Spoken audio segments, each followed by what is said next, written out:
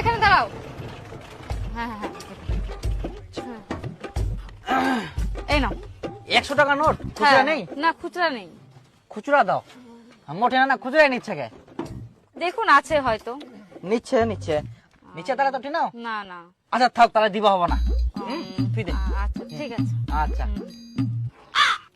ও কাকা, কাকা আপনার ভাড়া দিয়ে যান। কি ভাড়া দিবেন না নাকি? কি ব্যাপার, ভাড়া দিবেন না?